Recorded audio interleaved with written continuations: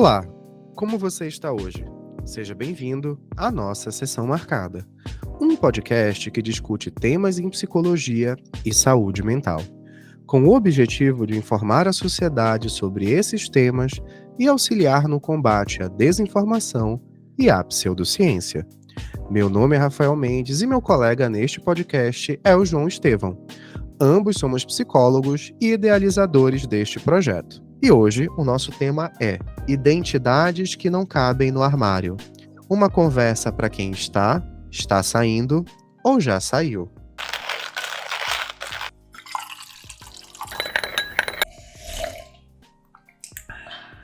E para entender melhor sobre o assunto, conversamos com Hamilton Kida, ativista LGBTQIAP+, e psicólogo clínico com abordagem psicanalítica.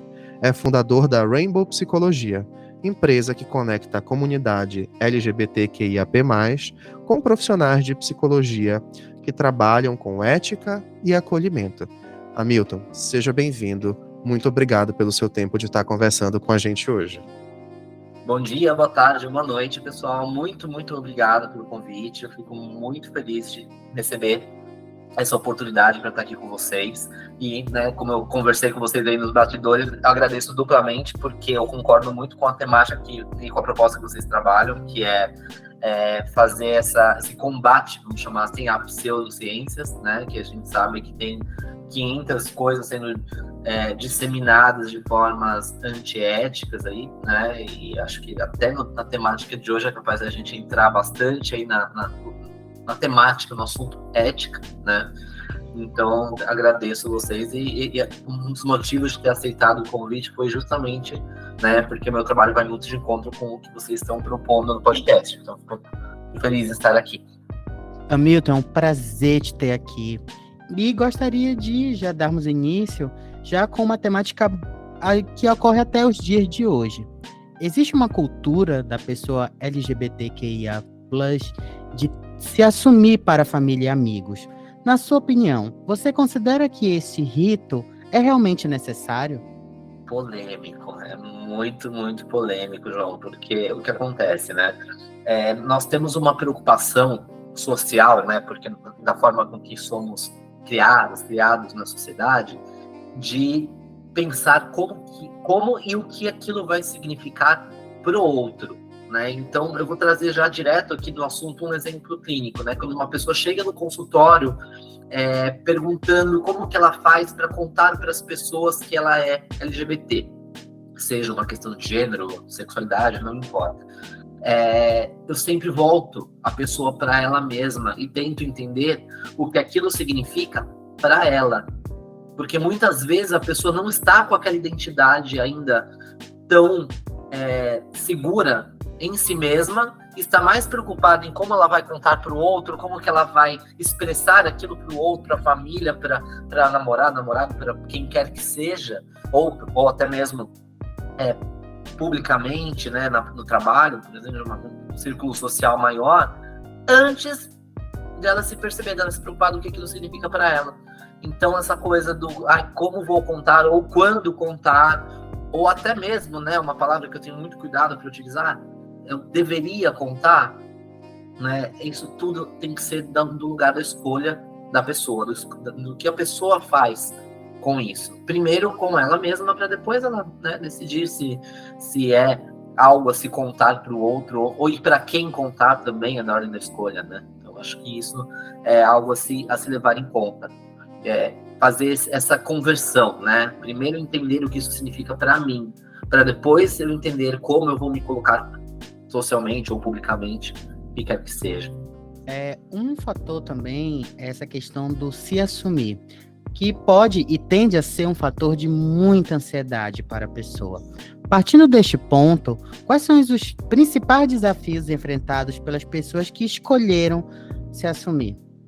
Eu acho que tem 2 pontos principais aí, né? Primeiro, isso que a gente falou aqui de se sentir cobrado em falar para o outro algo que às vezes não está seguro nem para eu mesmo, né? Então, eu me cobro aqui, né, para dar essa justificativa, vamos falar assim, para o outro, né? Explicar para o outro algo que não está seguro ainda para mim. E depois, a questão do se assumir, né? E a gente usa essa expressão até de uma maneira um pouco pejorativa, né? Porque parece que eu estou assumindo um crime, né? Quando a gente usa essa expressão, eu penso em crime, né? É verdade, é verdade. Tô assumindo uma coisa errada. Exato, estou assumindo que cometi um crime. Então, é um pouco, além de pejorativo, né? Um pouco pro outro, né? Então, eu assumo algo pro outro. Quando eu falo em identificação, eu tô falando para mim mesmo primeiro. Então, eu acho que é interessante a gente pensar até nesse termo, né? Que a gente pode usar mais na meditação. Eu posso me identificar enquanto uma pessoa trans, enquanto uma pessoa gay, o que quer que seja, porque aí eu tô falando primeiro do que isso vai representar para mim e depois pro outro. E a outra provocação que eu gosto de pensar bastante nessa questão do armário, quando a gente fala em sair do armário, né, a gente usa essa expressão também um pouquinho pejorativa, mas infelizmente às vezes ela cabe ali na forma de explicar. Eu costumo brincar, né, que o armário é quentinho. Ele tem poeira, às vezes eu tenho rinite, eu posso sofrer um pouquinho ali com o espaço, pode ser apertado, mas o armário ele é quentinho, ou seja, o que eu quero dizer com isso? E quando eu não exponho algo, qualquer característica minha, e o nosso recorte aqui hoje é de gênero e sexualidade, mas pode ser de qualquer outra ordem, eu me protejo do que isso vai significar para o outro e de como esse outro vai me julgar, vai me censurar muitas vezes. Então, a maior dificuldade, o maior desafio de uma pessoa LGBT é depois que ela se expressa para o outro, depois que ela se identifica com uma pessoa LGBT publicamente, que a gente chama aí de sair do armário ou de se assumir, como a gente queira nomear, e o que eu vou fazer com isso agora? Como eu vou lidar com rejeição, com abandono, com julgamentos, com a insegurança, né, de se a outra pessoa vai me aceitar ou não. Quando eu falo outra pessoa, pode ser qualquer pessoa que esteja do outro lado, né, pode ser no círculo social, no círculo mais íntimo.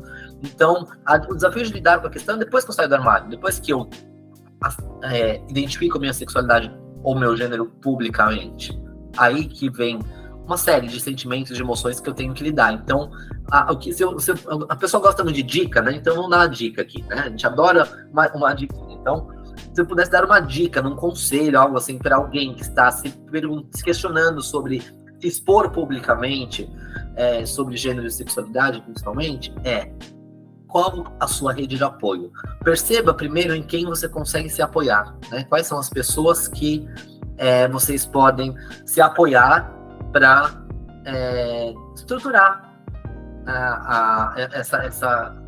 esse trabalho, vamos falar assim, de comunicar alguma questão publicamente junto com vocês. Então, se eu tenho uma pessoa me apoiando, se eu tenho um amigo, uma amiga, namorada, um parente, minha mãe, pai, alguém que me apoia, vai ficar muito mais leve do que eu sentir que eu tenho que dar conta disso de forma solitária. Então, né, se pudesse resumir isso que a gente falou numa dica, aí seria essa: tomar cuidado com quem eu consigo confiar para me ajudar nesse processo. Muito interessante a sua resposta. Eu acho que às vezes essa ansiedade é tão grande, ou o conforto de estar no armário pode parecer tão protetivo, que pouco se pensa, né, nessa rede de apoio. Será que as pessoas que eu quero falar, ou será que me abrir para minha família vai voltar como uma rede de apoio? Muito interessante mesmo. Pensando nessa rede de apoio, pensando na gente enquanto comunidade, a gente sabe que as cores da nossa bandeira representam muito mais do que uma questão de orientação sexual propriamente dita. Então, na tua perspectiva, com a tua experiência, com esse projeto tão bonito que é a Rainbow Psicologia, como é que idade, gênero e a cor da pele podem impactar nesse processo de identificação, vamos abrir aspas aí, sair do armário? Boa pergunta. Acho que tem vários elementos que a gente consegue olhar para isso e pensando aí na psicologia social e nos nossos recortes sociais, né? Tem várias características nossas que elas podem ser consideradas minorias, né? E quando eu falo minoria, eu vou fazer um parênteses aqui para explicar um pouquinho isso. Eu tomo um cuidado, e toda palestra, todo evento que eu faço, eu paro para explicar o que eu quero dizer com minoria, porque as pessoas lá de fora, preconceituosas, elas usam o termo minoria para falar, eu não tenho que abrir mão de um direito meu por conta de uma minoria, como se uma pessoa que estivesse buscando direitos fosse tirar o direito dela de alguma coisa, ou fosse uma competição por direitos, né? Porque eu costumo falar que a gente só batalha por algo que foi tirado, então eu só busco um direito que a mim foi tirado em algum momento. Temos um termo que nós usamos hoje na militância que é maioria minorizada. Então, ao invés de eu utilizar o termo minoria, que dá a impressão de minoria em volume de pessoas, eu falo maioria minorizada, porque aí eu dou a ideia de uma grande maioria ou de uma parcela grande da população que é minorizada, que é colocada no lugar minorizado. Então, um ótimo exemplo é o gênero feminino. Ser mulher no Brasil, seja cis ou seja trans, é fazer parte de uma minoria que é o gênero feminino em um país patriarcal, em um país onde é totalmente comandado por homens. O alto comando do país são homens, né? Com exceção aí da ex-presidenta Dilma, que foi a primeira mulher presidenta do país, tivemos sempre o governo, né, majoritariamente liderado por homens. Então, ser mulher no Brasil já é uma minoria. E quando a gente fala de outros aspectos, como idade, como a questão racial, ser uma pessoa negra é mais uma maioria, né? Porque pessoas negras são uma grande maioria do país, que também é minorizada. Nós temos outros aspectos para olhar no indivíduo. Então, não tem como a gente fazer uma clínica para uma comunidade, para um público específico, sem olhar o contexto que essa pessoa está inserida, ou sem olhar para onde que vocês estão aí. Né? Então, eu sou uma pessoa, né, eu gosto muito de usar o exemplo da Léo Áquila. Né? A Léo Áquila, hoje ela se identifica como uma mulher trans, começou a carreira aí como drag queen, e antes de drag queen como transformista, na época que nem se falava ainda drag queen, ela é uma das grandes precursoras desse movimento aqui no Brasil, né? E hoje ela ocupa uma posição de privilégio, porque ela é uma mulher branca, de classe média, mas ela viveu a infância e a adolescência dela em periferia, no extremo sul da cidade de São Paulo, no bairro do Capão Redondo, e foi apedrejada na rua por ser uma pessoa LGBT. Na época, se identificava como um menino, era um menino gay afeminado, né? E por ser muito afeminado, foi apedrejado lá na época. E hoje, enquanto pessoa trans, enquanto mulher trans, ela pode ter uma postura mais empoderada, mais apropriada disso, até por conta da classe social, porque ela não seja classe média, ela tem uma carreira consolidada, mas sofreu várias discriminações por ser uma pessoa pobre, periférica, não somente por ser uma pessoa LGBT. Então, levar em conta outras características nossas, quando nós vamos pensar sobre contar para alguém sobre a nossa sexualidade, nosso gênero, e principalmente se a gente está buscando terapia, buscar profissionais que tenham especialização ou certa sensibilidade com aquela questão em si, é muito importante. Não posso desconsiderar esses outros recortes quando eu penso no meu gênero, na minha sexualidade, porque, né, são várias características que também fazem parte de mim e da minha personalidade. Recentemente, houve uma discussão no Congresso sobre a revogação do direito de pessoas gays se casarem no Brasil. Infelizmente, ainda existem diversos movimentos que tentam patologizar a identidade de gênero, orientações sexuais, que não são a heterossexual propriamente dita, né? Como, por exemplo, a cura gay e grupos que se dizem ex-gays, até grupos relativamente expressivos no Brasil. Na sua percepção, situações como essas, elas podem dificultar o processo de aceitação e identificação de uma pessoa em relação à sua própria sexualidade ou expressão de gênero?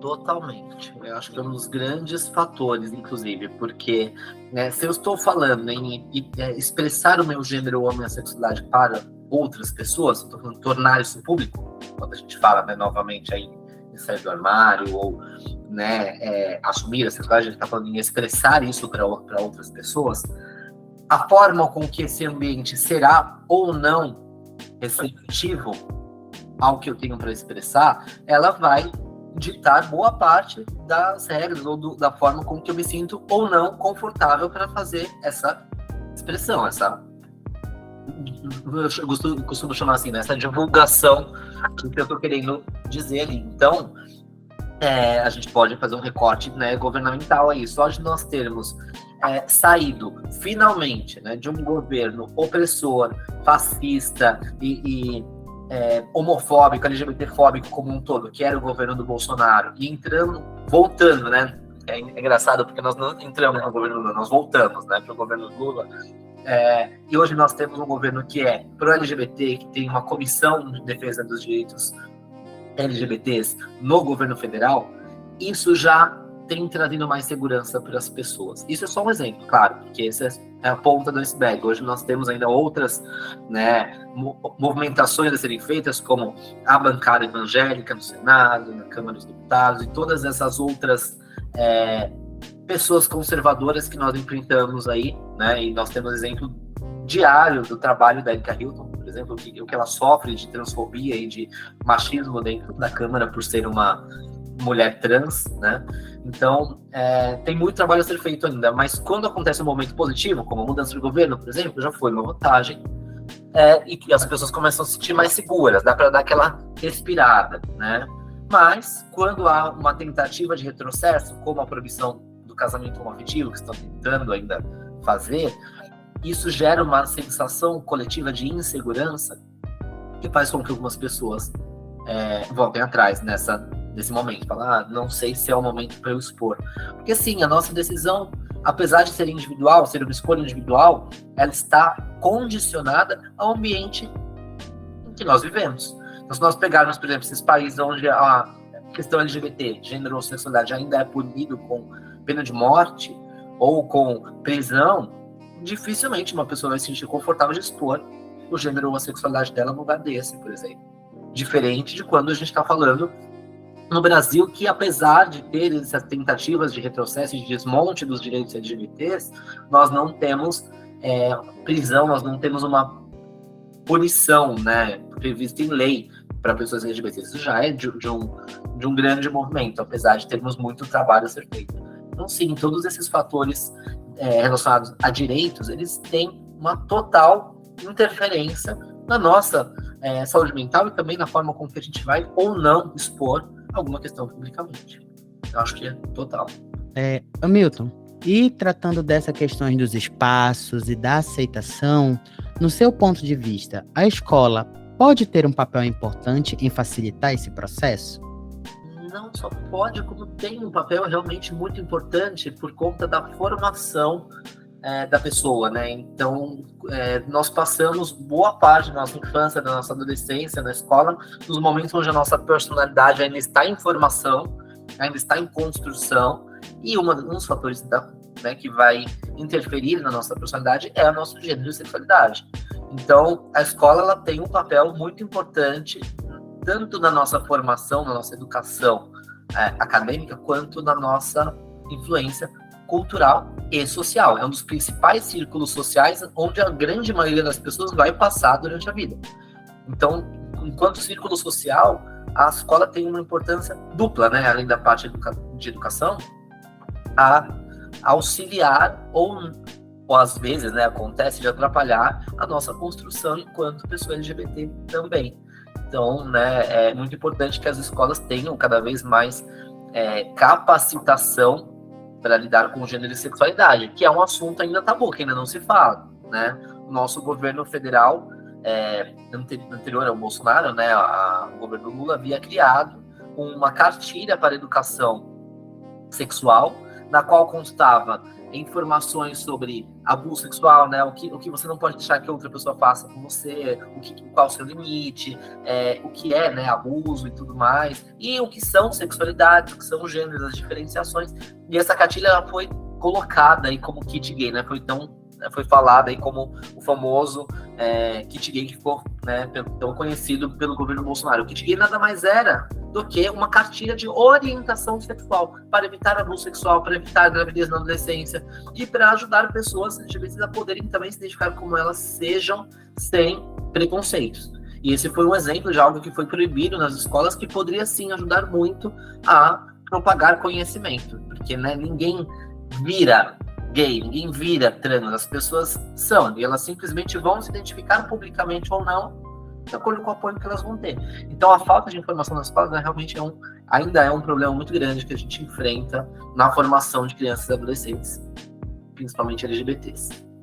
E ainda no tópico de espaços, de aceitação, como a família pode facilitar esse processo para a pessoa? Olha, toda vez que eu ouço alguma pergunta relacionada à família, eu saio um pouquinho do papel de psicólogo e respondo enquanto homem gay, enquanto pessoa LGBT, né? Porque aí entra um pouquinho da minha experiência pessoal e de como isso foi importante para que eu consiga até realizar um trabalho de militância hoje, né? Eu fui uma pessoa privilegiada no sentido que eu tive o apoio da minha família para dar conta da minha sexualidade, poder me expor enquanto um homem gay, né? Quando eu falo família, é círculo mais próximo ali, pai, mãe, irmãos, né? Tenho alguns parentes que são LGBTfóbicos, até pessoas até bolsonaristas, extremas na família e tudo mais, mas pai e mãe ali, né? Teve uma aceitação muito tranquila. E foi isso que me deu forças para eu conseguir, né? Foi um dos principais elementos, não o único, mas um dos principais que me deram forças para conseguir fazer o trabalho que eu faço hoje, né? E eu já tive, eu respondi uma pergunta parecida uma vez numa palestra presencial que eu estava, onde tinha uma mãe de um menino trans de 15 anos, e ela também era colega nossa, também era psicóloga, por coincidência, mas ela estava ali mais como mãe de uma pessoa trans do que como profissional, né? E ela fez essa pergunta, né? Como que uma pessoa, uma mãe, um pai, uma pessoa que ama o filho, a filha ali, quer ajudar, né? Dentro de casa, pode acolher e pode fazer essa pessoa se sentir mais protegida. E aí eu dei uma resposta muito curta e grossa para ela não fazer, fui super direto. Eu falei, olha mãe, quando a porrada vem de fora, ela dói menos. Então, se essa criança, esse adolescente que a gente está falando aqui hoje, ele tem esse apoio aqui dentro de casa, ele tem amor, ele tem afeto, ele tem acolhimento, ele tem carinho. Quando a porrada vier de fora, porque em algum momento ela vai vir de alguma esfera, seja uma homofobia num restaurante, seja uma agressão verbal, até pensando no pior, uma agressão física, essa criança, esse adolescente, esse adulto aprendeu o que é ser amado, o que é ser amada.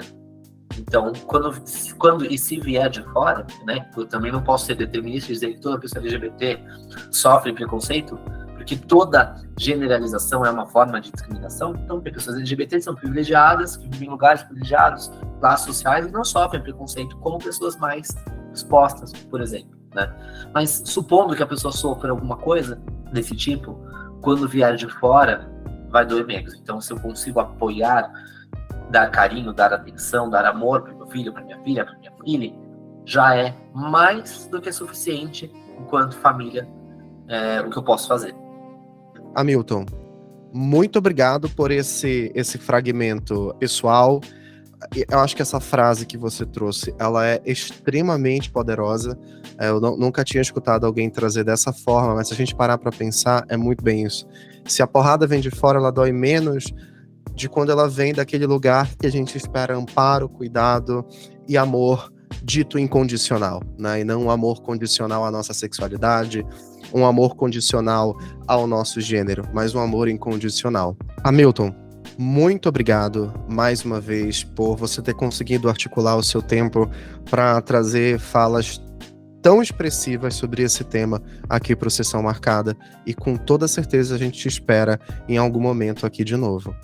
Muito obrigado, eu que agradeço, né, a oportunidade de participar, de estar aqui com vocês. Sempre que eu participo de algum evento, assim, eu saio com o coraçãozinho aquecido, porque é muito gostoso fazer essas trocas, é muito gostoso também poder levar essas informações e conhecimentos com embasamento, conhecimentos sérios dentro da psicologia para mais pessoas aí que a gente possa alcançar. Então, eu fico aqui, meu muito obrigado, e fico à disposição para novas conversas. Estou por aqui.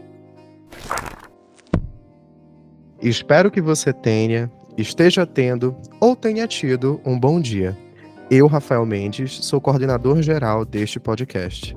A organização de pautas científicas fica no comando do psicólogo João Estevão e a edição de som e imagem do Vitor Oliveira.